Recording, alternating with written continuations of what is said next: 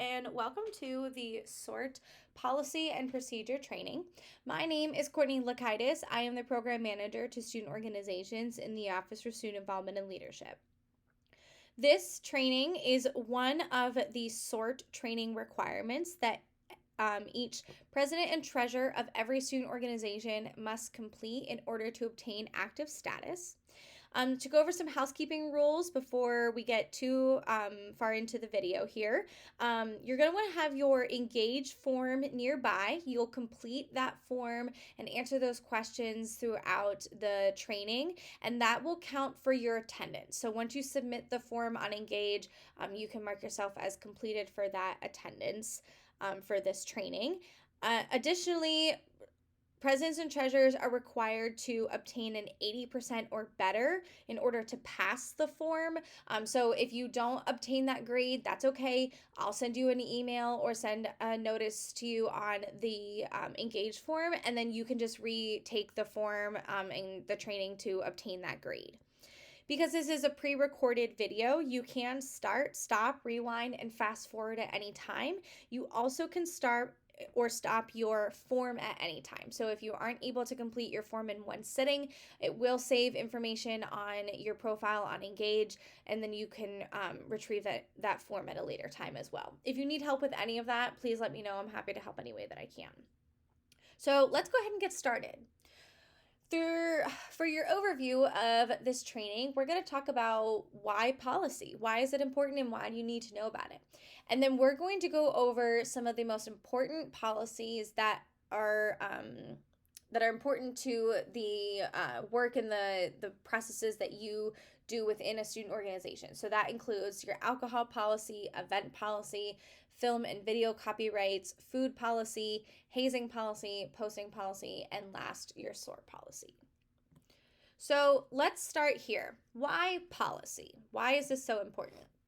Higher education as a industry, if you will, is driven by policy. It is something that keeps us safe, it keeps information and processes consistent, and it holds the university to a level of responsibility, reliability, and practice.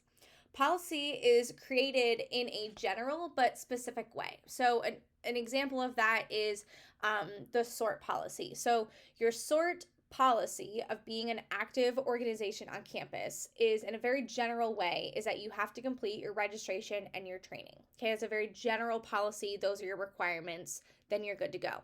But more specifically within that policy, you are required to provide specific information within your registration and application, and then you're also required to have specific positions complete the specific trainings. So it's written in a very general but specific way. So it's just one quick example of why that is.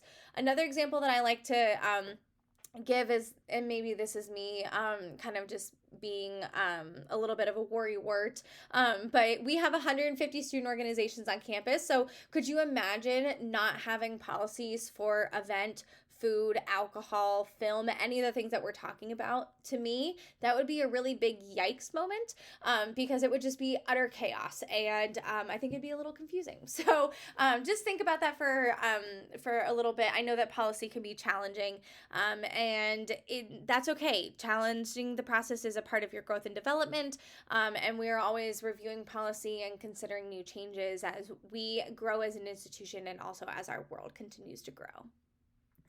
So diving right into the specific policies that we're going to talk about, we will start with alcohol policy. Student organizations are permitted to have alcohol at their event, although events with alcohol are considered to be a high-level event. So this event needs to be submitted on Engage a minimum of 45 days prior to the event, as there will be additional paperwork that needs to be completed and is required to be completed for that. Events with alcohol are automatically deemed as a high level, we've already stated, and that means that there is a requirement to have security at that event. I'll go over security in a couple of slides there, but just know that if you're having alcohol, it is automatically high level. It is automatic security at your event. And lastly, events with alcohol need to be approved by the Director of Student Involvement and Leadership, who is Eric Corbett. Event policy. there are going to be two components here that we talk about event policy. The first component is going to be about submitting your events. So all events and meetings held by active student organizations must be submitted on Engage for approval. This includes events that are hosted on campus, off campus, held virtually, or in person. So if you are doing anything as an organization, if you're going to play laser tag, if you're going to have a meeting in Reich Hall, if you're going to do a cookout in the woods, if you're going to go bowling, you're going to do anything as a registered student organization, that event needs to be submitted on Engage. Okay, so there are some timelines that go along with submitting those events on Engage, and I'm going to dive into what the levels mean on the next slide, but just know that there are 3 levels of events that we talk about in our office and in our division, and those are low, medium, and high events. If you're having a low level event, you're going to want to submit that event a minimum of 5 business days in advance. A medium level event is you're going to submit that 5 to 30 days in advance. And a high level event, like an alcohol event that we just previously talked about, that would be submitted 45 or more days in advance. Events are required to be submitted within these timeframes because services may need to be requested from CATs, facilities, dining services, or anything else. And I'm going to give you a hint. This is like the one thing, if you want to walk away with some good knowledge, this is it. The earlier you submit your event on Engage, the better, because it allows you to get all your ducks in a row and properly market your event on campus. So I encourage you to not wait until the last minute. If you are sitting down in your executive board meeting or your general body meeting at the beginning of the semester or the calendar year or whenever you're doing this, and you are mapping out maybe your semester, maybe your entire academic year.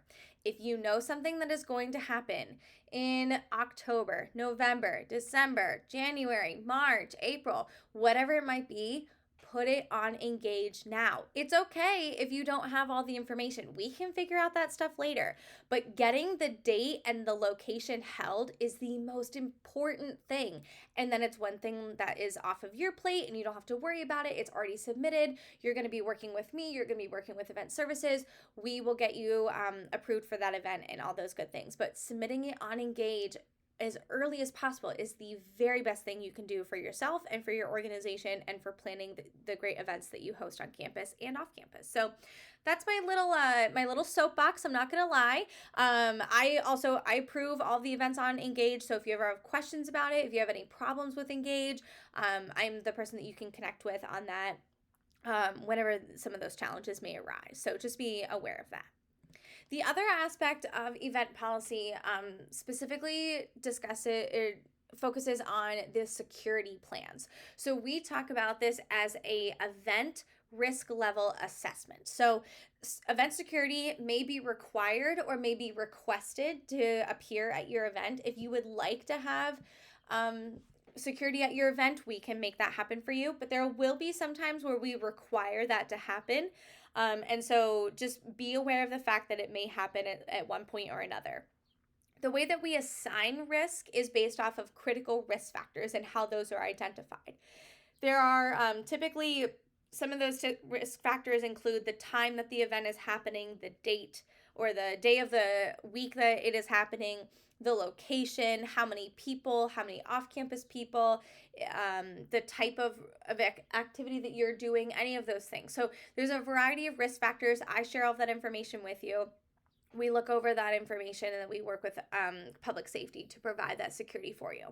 Some examples of what these risk levels mean. A high level event could be something like a concert, a large carnival, high involvement vendor or performance, a dance, 5K, casino night, anything where there's a lot of money involved, or alcohol is served or provided. Medium level would be something like a speaker, medium involvement vendor performance, a movie, or a talent show. And then low level is tabling, which it can include, but is not limited to, bake sales or recruitment, anything that is like a grab and go, or your executive or general body meetings. And student organizations are not held responsible for paying for event security cost. That is paid through the Dean of Students office, but just know that there are some costs that are associated with that. And we can talk a little bit more about those if that happens within your organization and within your events. Film and video copyright. Film and videos showing on campus without permission of the copyright holder constitute potential infringement on the U.S. copyright law. Be aware of the fact that if you're going to host an event where you are going to show a video or film of any kind, you will have to purchase the rights for that movie. So to show a movie or film or video in a public place, anywhere that happens on campus, you must have a separate license that specifically authorizes the public performance of that work. This can be obtained from providers such as Swank, or you could even get the rights purchased through renting a movie through the library on campus. But a company like Swank will allow you to purchase the movie rights for a public showing, and they will send you all the information that you need to know so that you can show that movie for the specific date.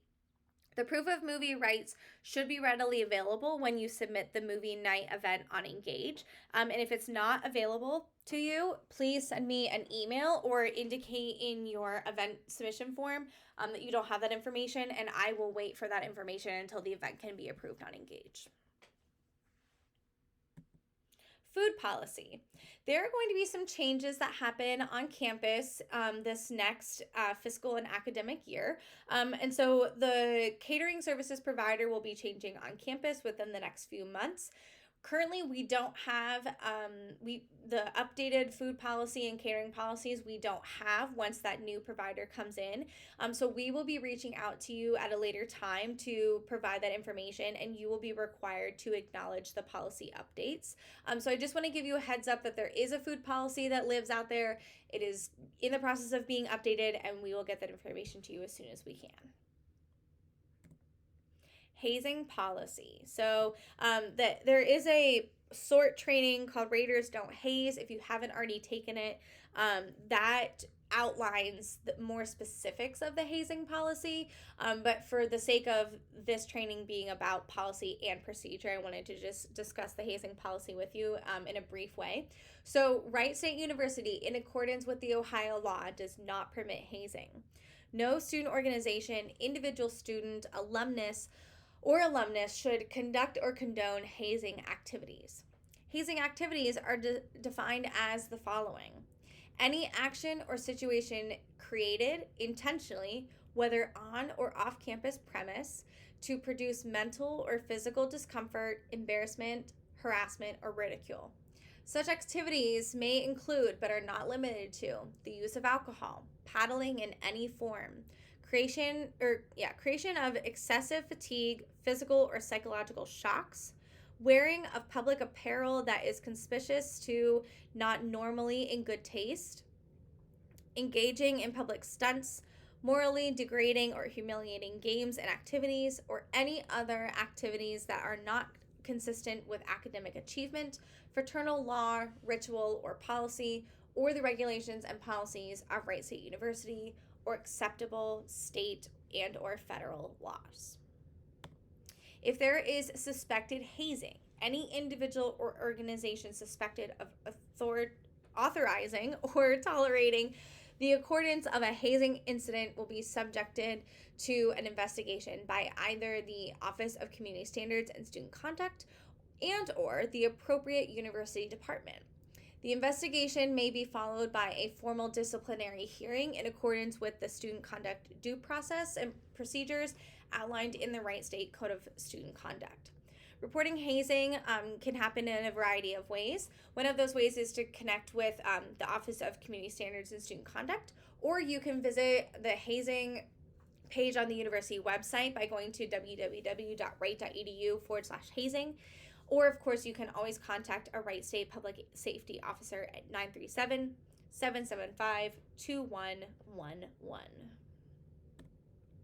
posting policy. So posting policy specifically focuses on marketing your events. And so there's a variety of ways that you can market your events. One of those ways starts off with the general posting board locations. There are general posting board locations on campus that are designed for announcements and event promotions.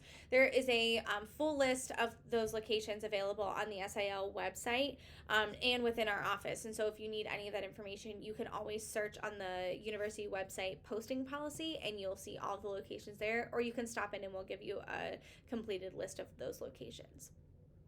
Residence Hall general posting locations. There are 154 general posting areas within the residence halls that are designed for announcements and event promotions. All postings within residence halls or apartments must be approved by the Director of Residence Life and Housing.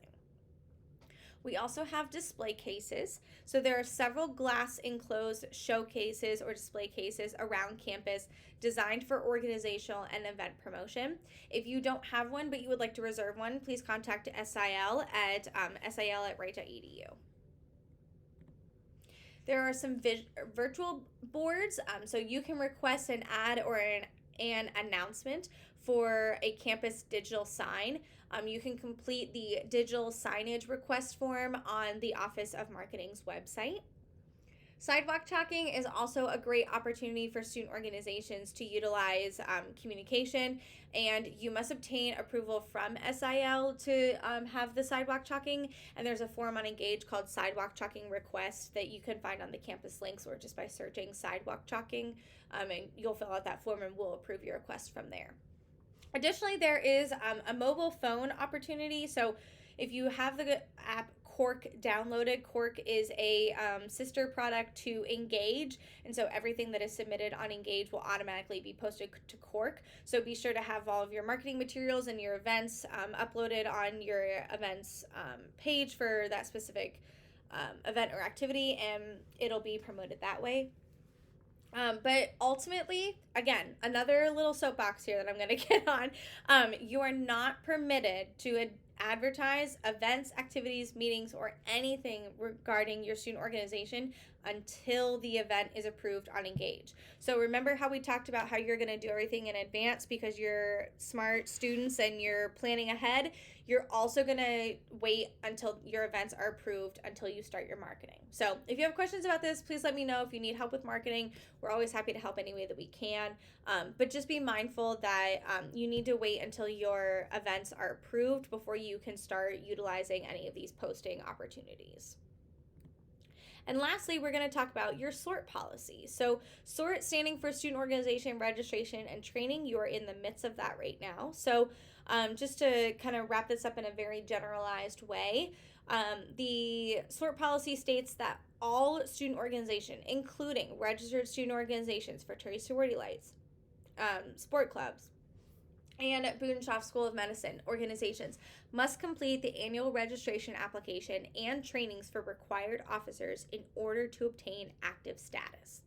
Failure to complete SORT after the last deadline, which I will provide to you via email, will result in a frozen status. Sometimes that frozen status is just until the next cycle, and sometimes it is until the next academic year. After a year of not completing the SORT process, student organizations are then put into a locked status, and then after 2 years they are put into the inactive status, and we'll have to go through the new student organization process to come back as an active organization.